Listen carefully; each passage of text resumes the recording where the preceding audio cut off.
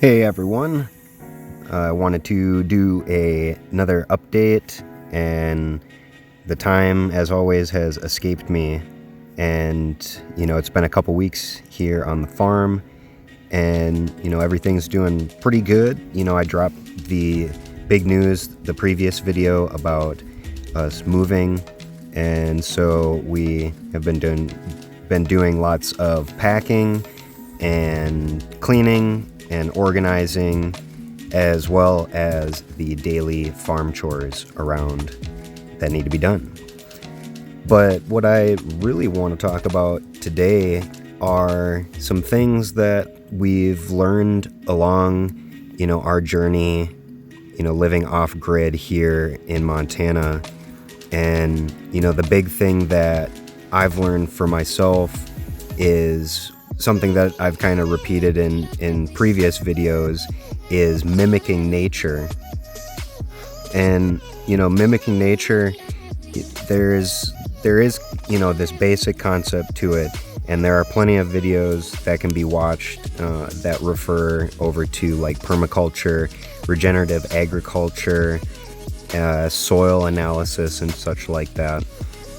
And that's something that I've really gotten big into the last probably 5 years, I want to say, and kind of built my knowledge and tested things and kind of experimented throughout the years. And, right now we're seeing kind of the fruits of our labor the last 3 years of building up these garden beds. And, besides some leftover amendments of like feather meal and humic acids I had thrown on a couple months back, nothing in this garden has been fed any kind of nutrient other than compost tea and the beneficial bacteria that I will show later a little bit and kind of go over. Because all these things that I'm doing that have to do with microbiology and such, that's kind of where the big concept comes in, about that it's not necessarily the plant that is growing, it's the microorganisms that are aiding in the growth of the plant and helping things. And, a common misconception a little bit with compost especially is that, it's all about the nutrients. That's why we do the compost, to get nutrients back into the soil. And quite frankly, I think the reality of that is it's not so much about the nutrients. Granted, there are nutrients in compost that's done correctly, but overall, it's all mainly about the microorganisms that are in the compost itself that are being attracted and bred, basically. And that's essentially what, we get to see here. And this is, 3 months of turning multiple times. The previous shot was the compost before, and this is what I have after 3 months. Stuff that smells like a forest floor, very soil smelly, good soil smell.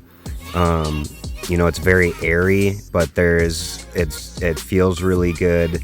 And, I've been bubbling teas with that. So, and that's what the compost tea as well, is that we're breeding the microorganisms that we've bred in the compost and attracted and whatnot. So that's pretty much all that I've been doing with the garden, is spraying compost tea on plants, as well as applying, the compost tea and compost extract. And this is what I was mentioning earlier about the beneficial microorganisms, where this is a solution, this is a ferment that I had created or kind of concocted, that is essentially a flower ferment. So I went around the property and picked some flowers and filled up a bucket, and basically I've let that ferment. And it's the same thing with the labs, the lactic acid bacteria. So there's plenty of videos on how a lot of these ferments are done, because this has a lot to do with kind of the Korean natural farming methods.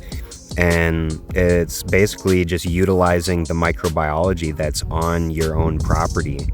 And I think that's something super important for people to kind of acknowledge, that whatever you want to do on your property, I think nothing is almost more important than how you're taking care of your property. And, that's the management that is being done, the care and attention that's being paid towards the land. And that's something that I've learned for myself over these last 7 years.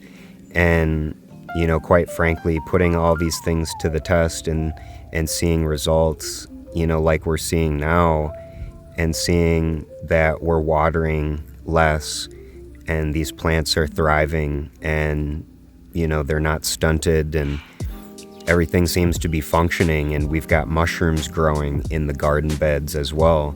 So, without having a microscope, it would seem that we've got quite the mimicry going on with a forest floor, with the diversity of microorganisms, bacteria and fungi, hopefully some protozoa and nematodes in the mix as well.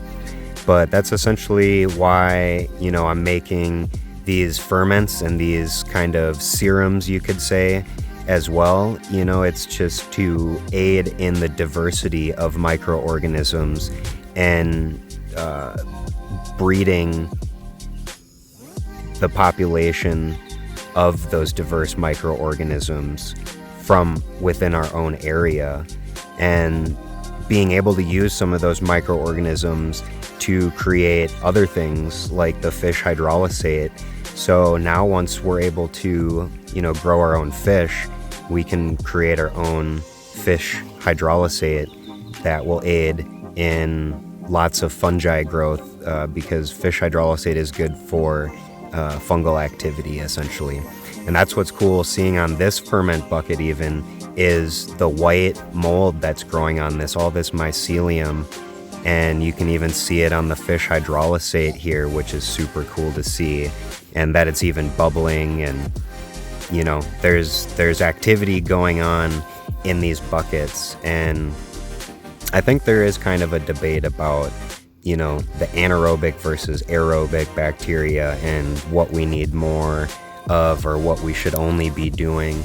And I kind of quite frankly think that if we're mimicking nature, I think that the balance and the diversity is something to pay attention to, that we should be implementing, because nature isn't just full of only anaerobic.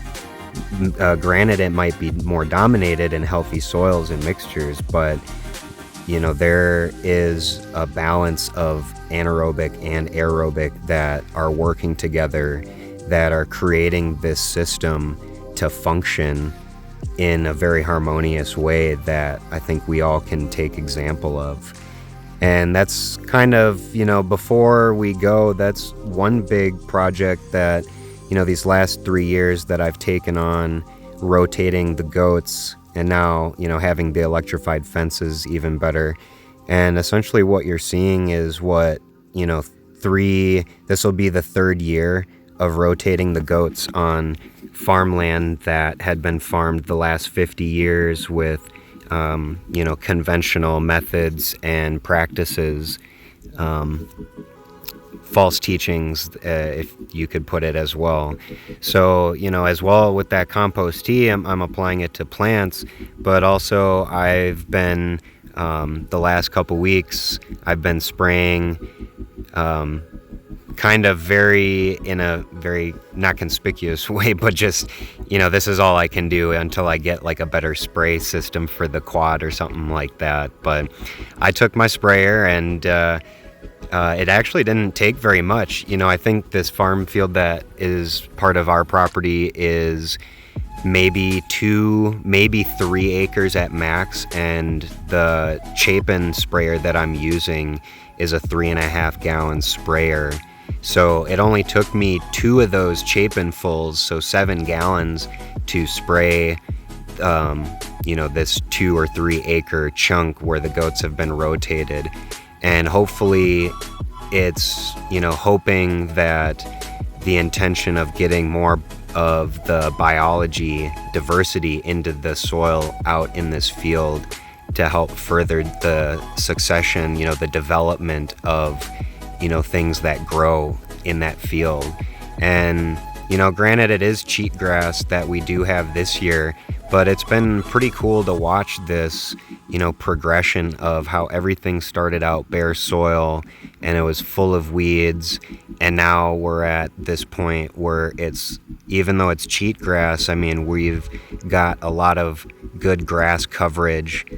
And I think part of that is, the goats have definitely done their part, pooping and stomping, peeing, all that stuff, and aiding in biological activity in the soil out here.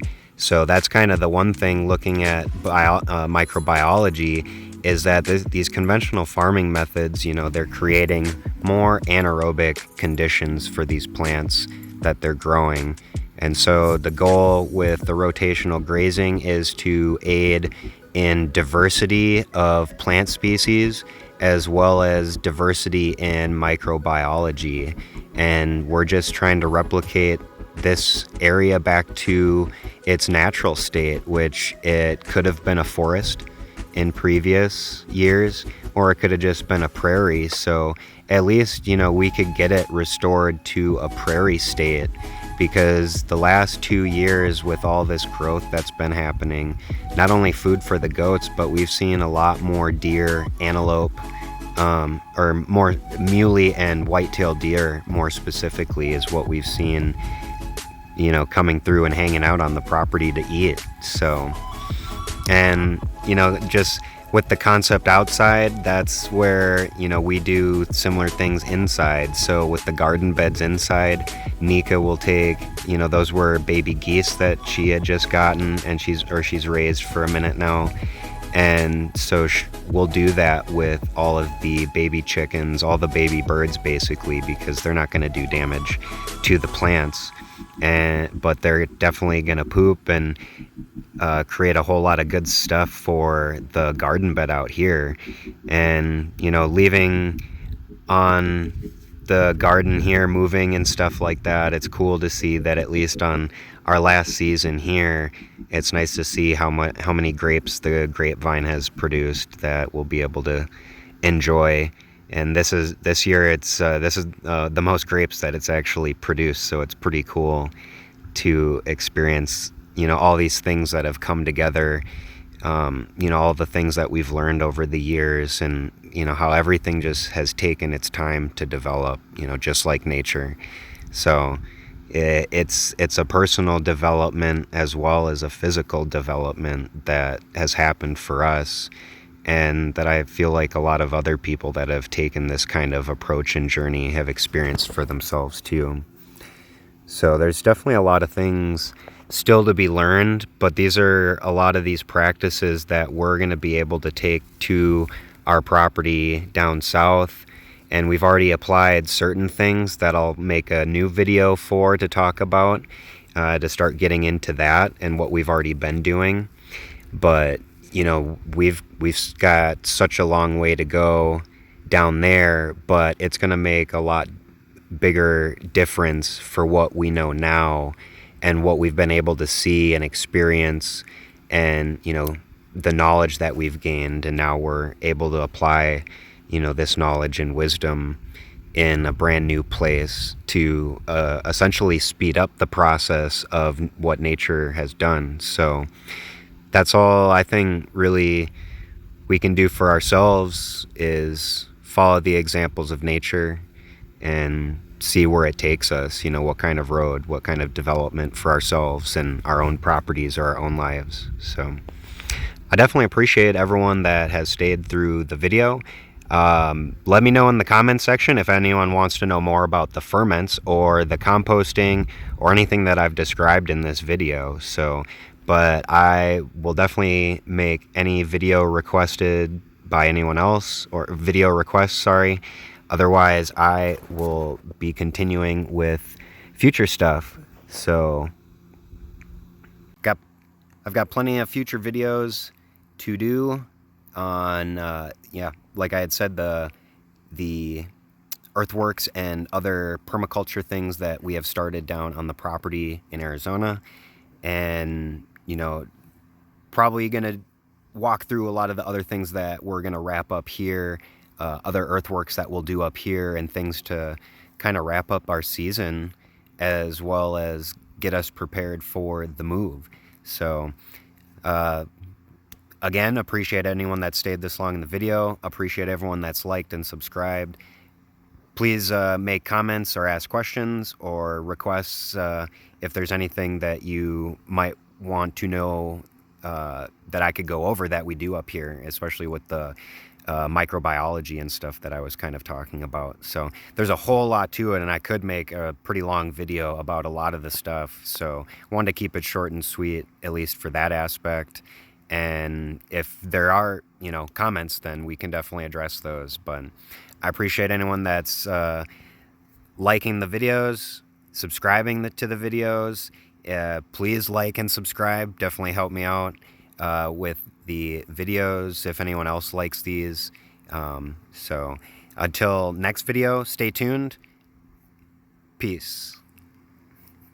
Out here in the garden.